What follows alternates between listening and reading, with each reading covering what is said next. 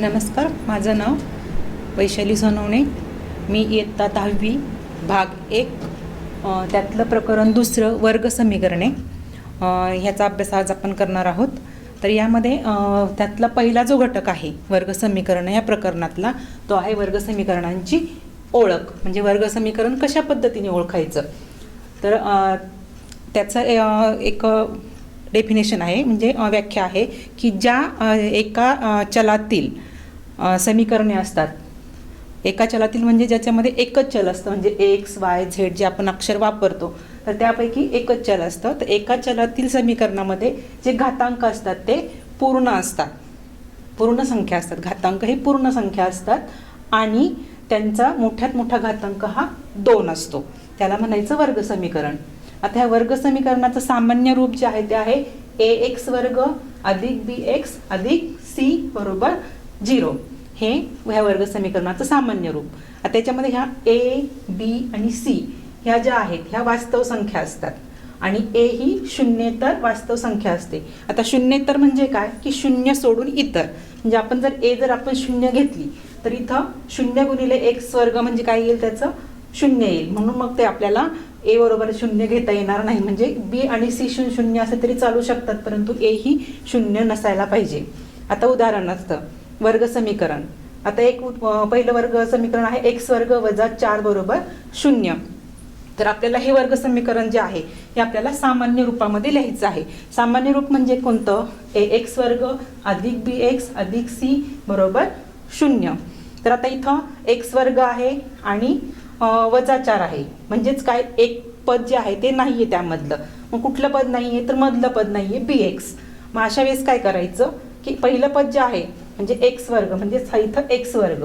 आता दुसरं पद b नाही आहे, म्हणजे इथं काय घ्यायचं, मग b च्या ऐवजी 0 x आणि वजा 4 आहेच, वजा 4 बरोबर 0. म्हणजे याचं सामान्य रूप जे आहे x वर्ग वजा 4 बरोबर 0. याचं सामान्य रूप काय येईल, x वर्ग अधिक 0x वजा 4 बरोबर 0. आता त्याच्यामध्ये आपल्याला a b c च्या किमती ठरवायच्या आहेत. मग ह्या ठिकाणी आता a b आणि c, मग हे ax वर्ग म्हणजेच काय, इथं x वर्ग. आता x वर्गाला कुठलाही सहगुणक नाहीये, मग जेव्हा कुठलाही सहगुणक नसतो त्यावेळेस तो 1 घ्यायचा असतो, म्हणजे इथं 1 असेल. नंतर आता इथं हे bx म्हणजे 0x आणि c बरोबर वजा 4, म्हणजेच a बरोबर 1, b बरोबर 0 आणि c बरोबर वजा 4. अशा प्रकारे त्या ABCच्या किमती ठरवायच्या असतात. आता आपण आणखी दुसरं उदाहरण बघूया. x वर्ग अधिक 2x बरोबर 0. या ठिकाणी पण a आणि b ही 2 पद आहेत, c हे पद नाहीये.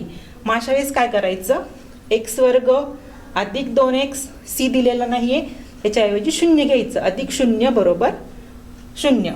इथं तर ABCच्या किमती, मग a ची किंमत किती असणार आहे, इथं 1. a बरोबर 1, कारण x चा सहगुणक काय आहे 1, म्हणजे a बरोबर 1. b चा सहगुण bx म्हणजे x चा सहगुणक इथं किती आहे 2, म्हणजेच b बरोबर 2. आणि इथं 0, c ची किंमत किती आहे, c बरोबर 0. अशा पद्धतीने हे वर्ग समीकरण याची ओळख आहे आणि ते कशा पद्धतीने त्याचं सामान्य रूप, नंतर ABCच्या किमती हे आपण या उदाहरणांद्वारे बघितलेलं आहे. आता आपल्याला वर्ग समीकरण ठरविणे, म्हणजे ते वर्ग समीकरण आहे किंवा नाही ते आपल्याला ठरवायचं आहे. तर आपली व्याख्या काय होती की एकाच चलातील, ह्या ठिकाणी बघा पहिलं उदाहरण बघू आपण, 3x वर्ग वजा 5x अधिक 3 बरोबर 0. मग आता इथं चल जर बघितलं आपण तर एकच चल आहे, x आणि x हे एकच चल आहे, म्हणजे एका चलातील आहे.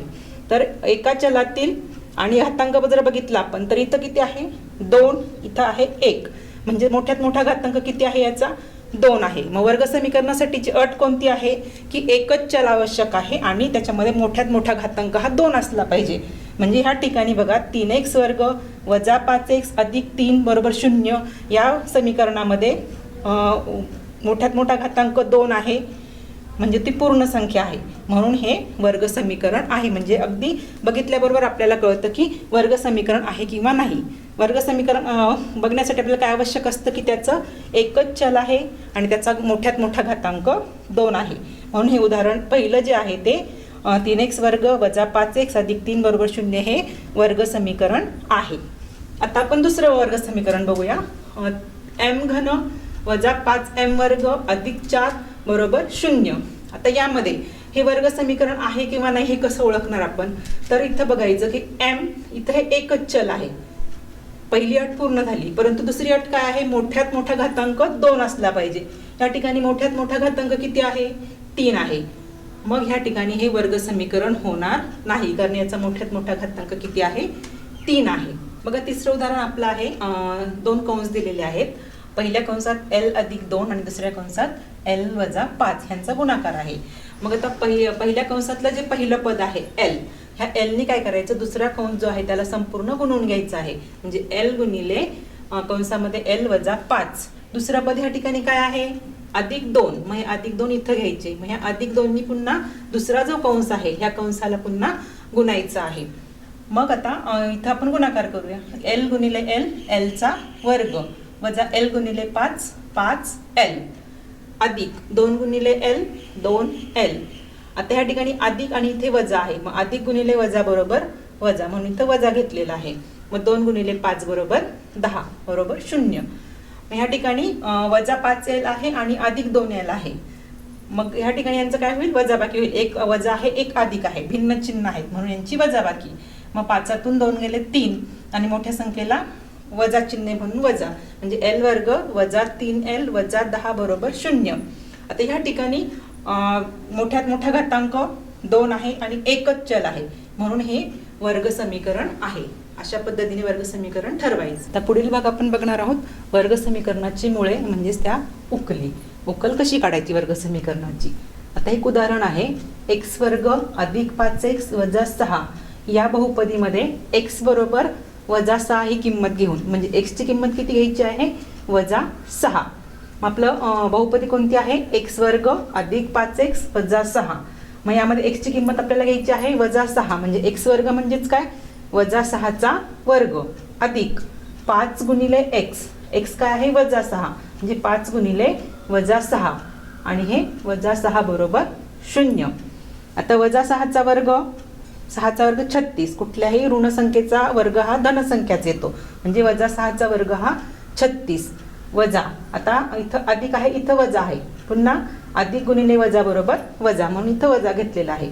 5 गुणिले 6 म्हणजे 30, 5 तर 30 म्हणजे वजा 30 आणि हे वजा 6 बरोबर 0. मग 36 वजा 30 आणि वजा 6 यांची बेरीज होईल. 30 अधिक 6 36, वजा वजा आहे म्हणून इथं वजा चिन्ह. मग 36 वजा 36 बरोबर 0.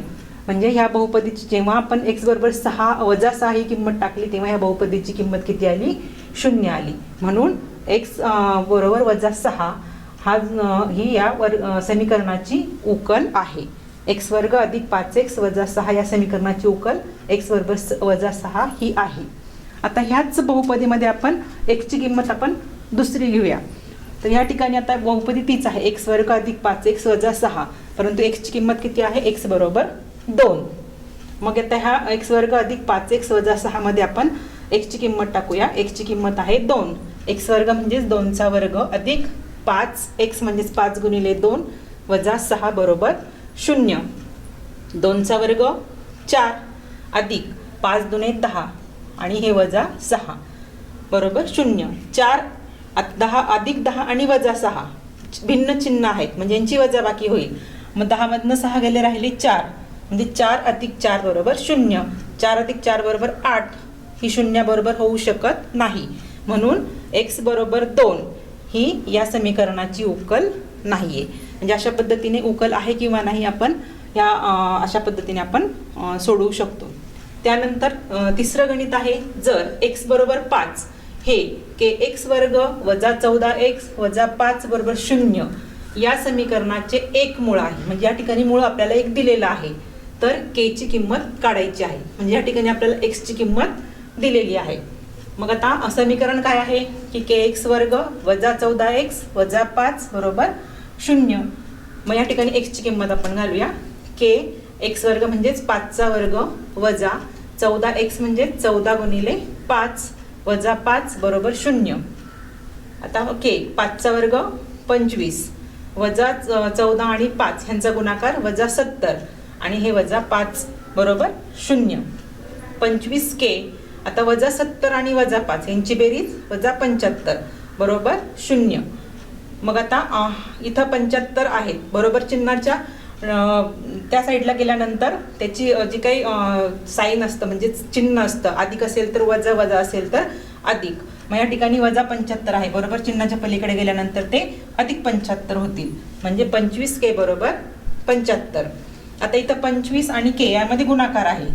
मग गुणाकार जेव्हा असतो जर बरोबर चिन्हाच्या दुसऱ्या बाजूला जर गेलं तर गुणाकार असेल तर भागाकार होतो. मग ह्या ठिकाणी 25 आणि K यामध्ये गुणाकार आहे. मग K ची किंमत काढताना K बरोबर हे 25 बरोबर चिन्हाच्या पलीकडे गेल्यानंतर भागिले होतील म्हणजे 75 भागिले 25. 25 ने भाग दिला 25 त्रिक 75 म्हणजे K ची जी किंमत आहे ती किती आलेली आहे 3 आलेली आहे. आपल्याला ह्या उदाहरणात विचारलं की K ची किंमत काढा म्हणून K बरोबर 3. वर्ग समीकरण सोडवण्याच्या पद्धती. आता ह्याच्यामध्ये 3 पद्धती आहेत, अवयव पद्धत, पूर्ण वर्ग पद्धत आणि सूत्र पद्धत.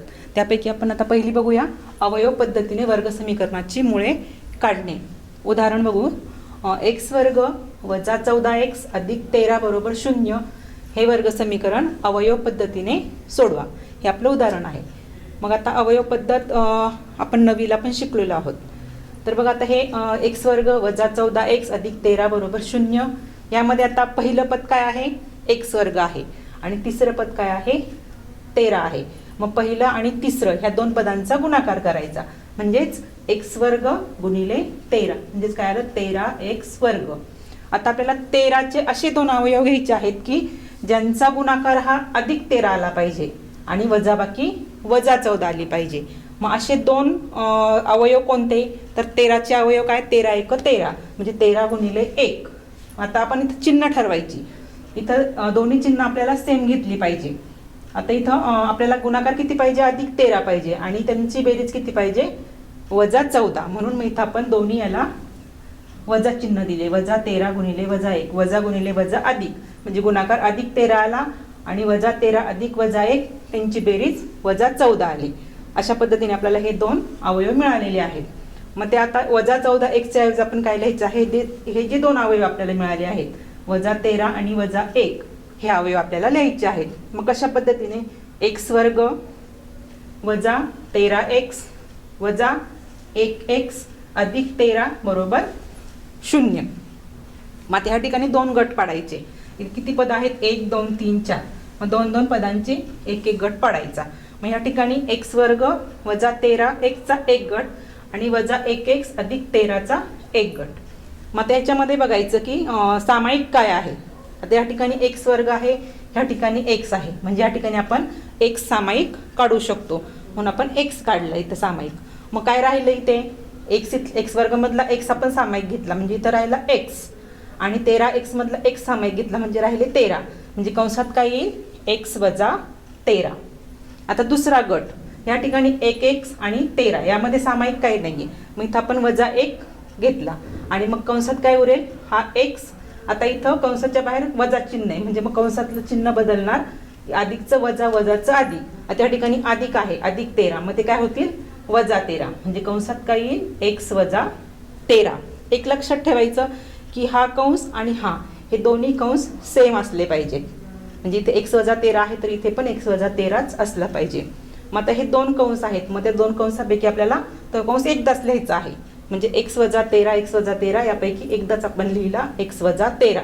आता उरलेले जे काही दोन अवयव आहेत x आणि वजा 1 ते दुसऱ्या कंसात लिहायचे म्हणजे x आणि हा वजा 1 म्हणजे आपल्याला दोन कंस मिळाले x वजा 13 आणि x वजा 1 बरोबर 0.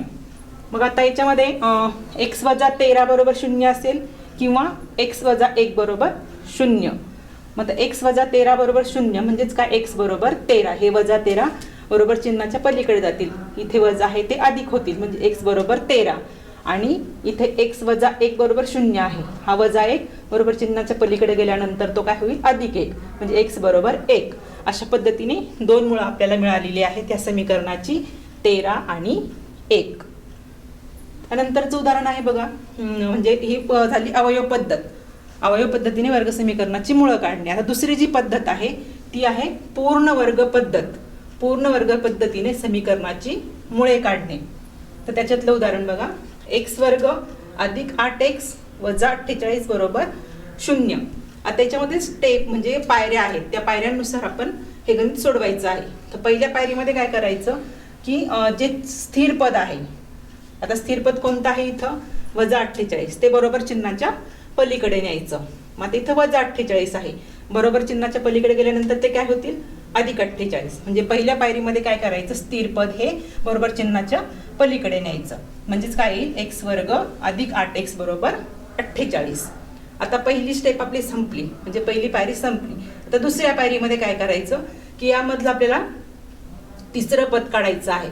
मग तिसरं पद काढण्याचं सूत्र आहे 1/2 गुणिले एक्सचा सहगुणक कंसाचा वर्ग. तर आता 1/2, आता ह्याचं सहगुणक काय आहे एक्सचा 8 आहे. 1/2 गुणिले 8 कंसाचा वर्ग. मग या ठिकाणी 8 × 8 म्हणजेच 8/2 कंसाचा वर्ग. 2 ने 8ला भाग जातो 4चा, म्हणजे 4चा वर्ग. 4चा वर्ग किती आहे 16 आहे. म्हणजे आपल्याला मधलं तिसरं पद मिळालेलं आहे 16. आता हे जे 16 पद मिळाले आपल्याला ते समीकरणाच्या दोन्ही बाजूमध्ये आपण हे 16 मिळवायचे आहेत. मग समीकरणाची दोन्ही बाजू कोणत्या x वर्ग अधिक 8x बरोबर 48 या दोन बाजू आहेत. मग याच्या दोन्हीमध्ये काय करायचं 16 हे पद मिळवायचं आहे. म्हणजेच काय x वर्ग अधिक 8x अधिक 16 आणि हे 48 आहेत. 48 अधिक 16. मग आता पुढची पायरी जी आहे तर आता ही x वर्ग अधिक 8x अधिक 16 म्हणजे 3 पद आहेत. यामध्ये काय करायचं पहिल्या पदाचं वर्गमूळ घ्यायचं, मधल्या पदाचं चिन्ह घ्यायचं आणि तिसऱ्या पदाचं वर्गमूळ घ्यायचं.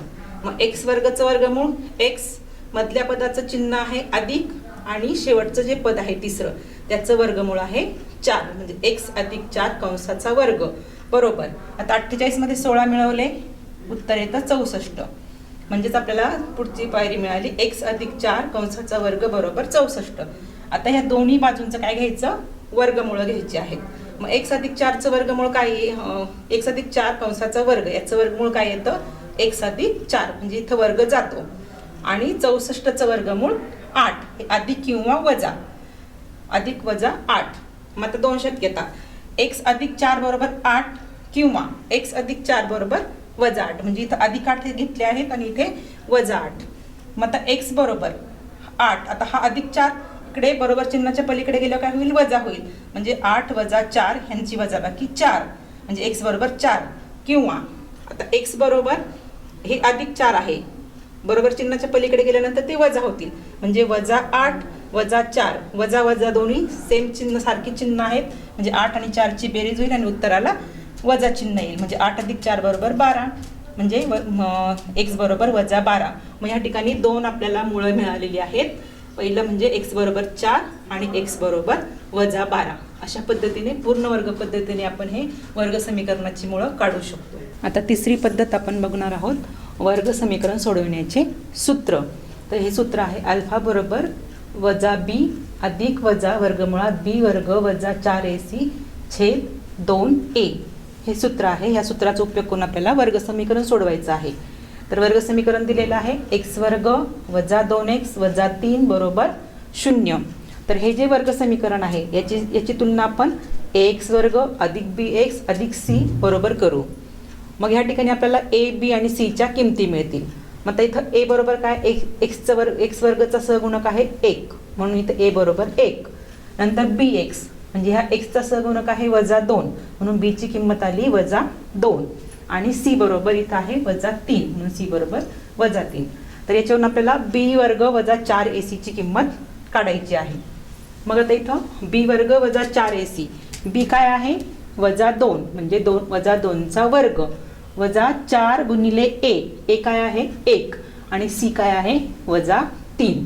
म्हणजे b वर्ग वजा 4ac म्हणजेच काय वजा 2चा वर्ग वजा 4 गुणिले 1 गुणिले वजा 3.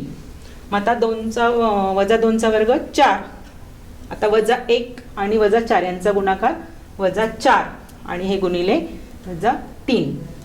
आता हे 4, आता इथं आहे वजा आणि इथे आहे वजा म्हणजे वजा गुणिले वजा यांचा गुणाकार येतो अधिक. म्हणजे वजा गुणिले वजा बरोबर अधिक म्हणून अधिक आणि 4 त्रिक 12 म्हणजे 4 अधिक 12 बरोबर 16. म्हणजे b वर्ग वजा 4ac ची किंमत आपल्याला मिळालेली आहे 16.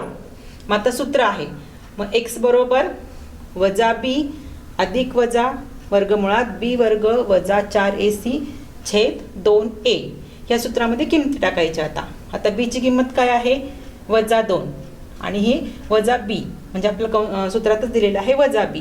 मग इथे हे वजा आहे आणि b ची किंमत आहे वजा 2 म्हणून इथं वजा कंसात वजा 2 अधिक वजा b वर्ग वजा 4ac ची किंमत काढली आपण 16 मग वर्गमुळात 16 छेद 2 गुणिले a ची किंमत आहे 1 म्हणजे 2 गुणिले 1 बरोबर. आता हे अधिक वजा वजा काय होईल अधिक होईल कारण इथे गुणाकार आहे म्हणून मी इथे 2 अधिक वजा वर्गमुळात 16 छेद 2 1 2.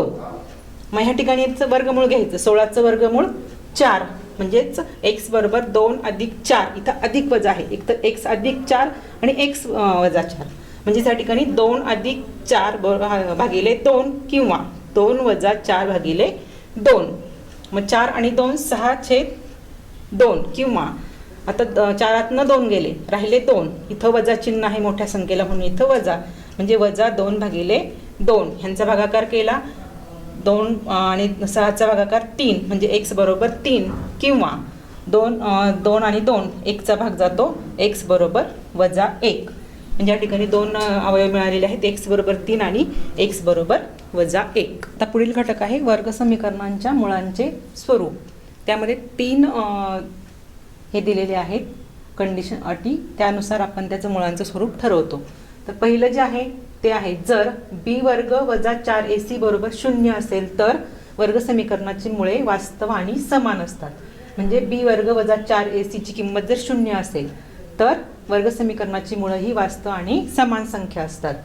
दुसरं आहे जर b वर्ग वजा 4ac हा जर शून्यापेक्षा मोठा असेल बघा इथं शून्यापेक्षा मोठा असेल तर वर्ग समीकरणाची मुळे वास्तव आणि असमान असतात. म्हणजे b वर्ग वजा 4ac ची किंमत जर शून्यापेक्षा मोठी असेल तर त्या वर्ग समीकरणाची मुळे ही वास्तव आणि असमान असतात. आणि तिसऱ्या अटीनुसार b वर्ग वजा 4ac हा जर शून्यापेक्षा लहान असेल तर वर्ग समीकरणाची मुळे वास्तव नसतात. म्हणजे b वर्ग वजा 4ac ची किंमत जर शून्यापेक्षा लहान असेल तर वर्ग समीकरणाची मुळे ही वास्तव नसतात. आपण उदाहरण बघूया. पहिलं उदाहरण 2x वर्ग वजा 5x अधिक 7 बरोबर 0.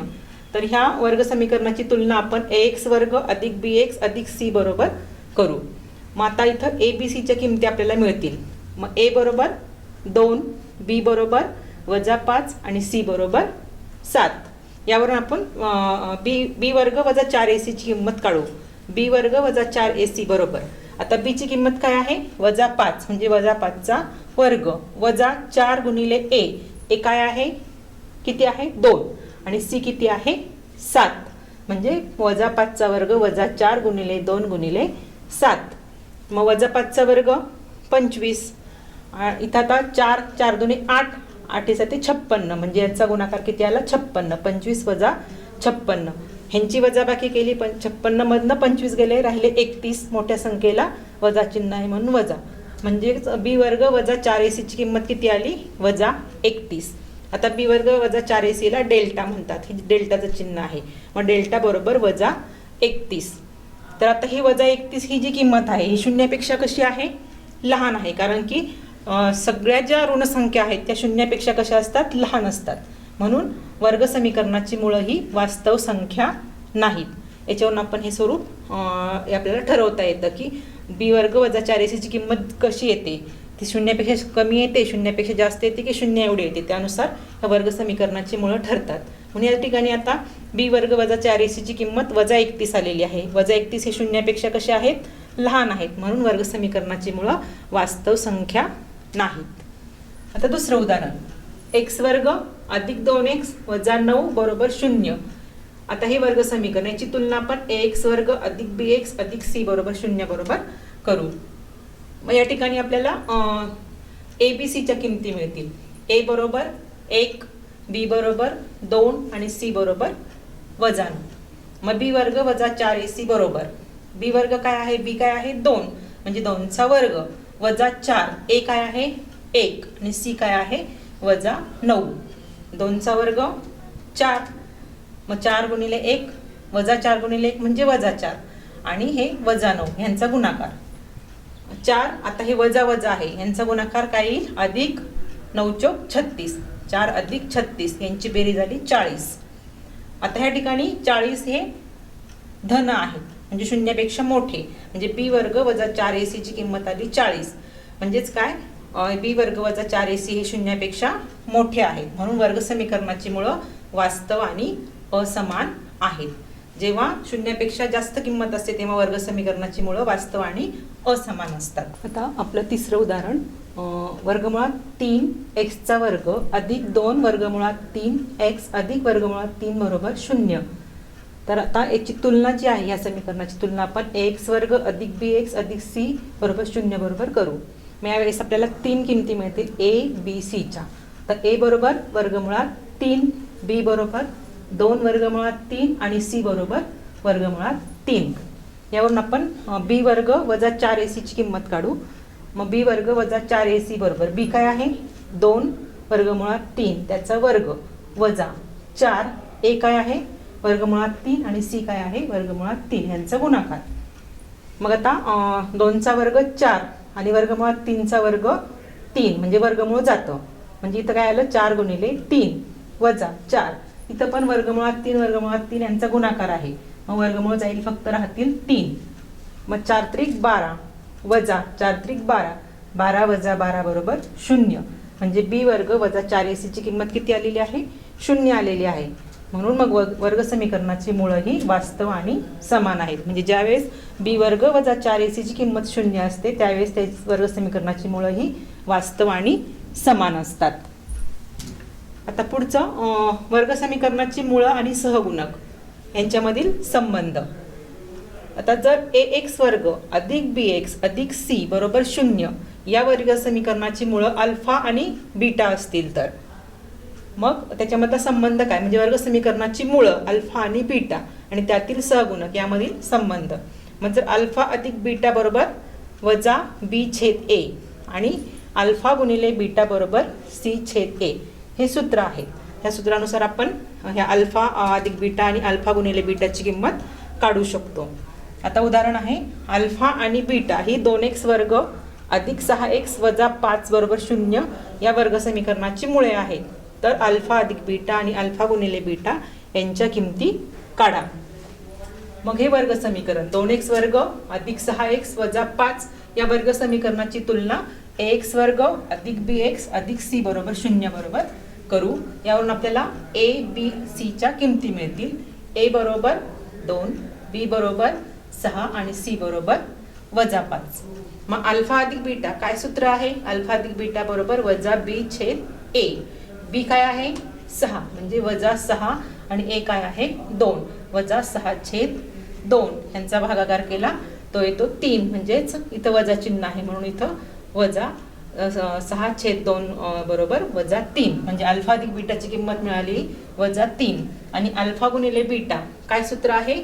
c छेद a. मग आता c काय आहे या ठिकाणी? वजा 5 आणि a काय आहे?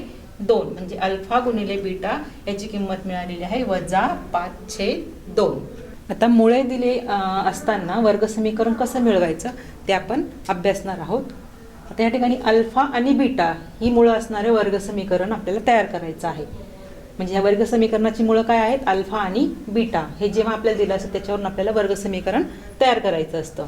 तर त्याचं एक सूत्र आहे, x वर्ग वजा मुळांची बेरीज गुणिले x अधिक मुळांचा गुणाकार बरोबर 0. या सूत्रानुसार आपल्याला समीकरण मिळवता येतं, वर्ग समीकरण मिळवता येतं. आता उदाहरण आहे, मुळांची बेरीज 10 आहे आणि मुळांचा गुणाकार 9 आहे. तर असं वर्ग समीकरण तयार करा. तर आता वर्ग समीकरण तयार करताना काय सूत्र आहे? x वर्ग हा x वर्ग वजा मुळांची बेरीज. आता या ठिकाणी आपल्याला मुळांची बेरीज दिलेली आहे 10 म्हणून इथं वजा 10 आणि हा गुणिले x. नंतर अधिक मुळांचा गुणाकार. इथं मुळांचा गुणाकार आपल्याला दिलेला आहे 9 म्हणून आपलं वर्ग समीकरण कसं येईल? x वर्ग वजा 10x अधिक 9 बरोबर 0.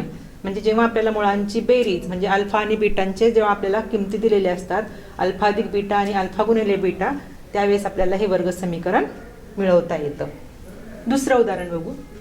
ज्या वर्ग समीकरणाची मुळं वजा 7 आणि वजा -3 आणि -7 आहेत असे वर्गसमीकरण तयार करा. म्हणजे या ठिकाणी अल्फा आणि बीटाच्या किमती आपल्याला दिलेल्या आहेत. मग अल्फा बरोबर -3 आणि बीटा बरोबर -7. मग पहिल्यांदा आपण अल्फा अधिक बीटाची किंमत काढू. अल्फा अधिक बीटा बरोबर अल्फा किती आहे -3 अधिक बीटा किती आहे -7.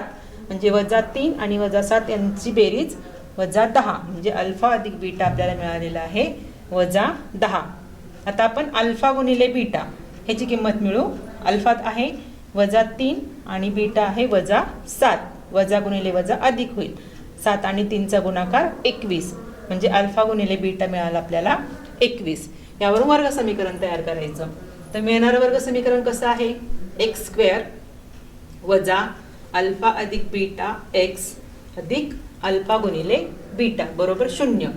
म्हणजे हा x वर्ग वजा अल्फा अधिक बीटा आलेली आहे आपली -10 म्हणून -10x अधिक अल्फा गुणिले बीटा किती आलेला आहे 21 आलेला आहे. म्हणजे अधिक 21 बरोबर 0.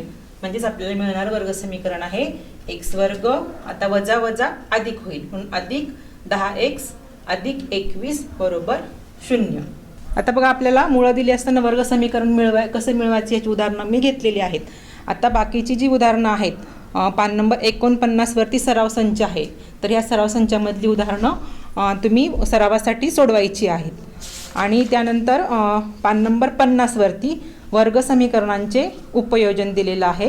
म्हणजेच दैनंदिन जीवनात आपल्याला अनेक बाबींची उकल करण्यासाठी वर्ग समीकरणं उपयोगी पडतात. आणि ते कशा पद्धतीने उपयोगी पडतात, कशा पद्धतीने सोडवायची ही काही गणितं सोडून दाखवलेली आहेत. ते तुम्ही बघा आणि त्याचा सराव करा. आणि सराव संच 2.6 मधली गणितं सोडवा.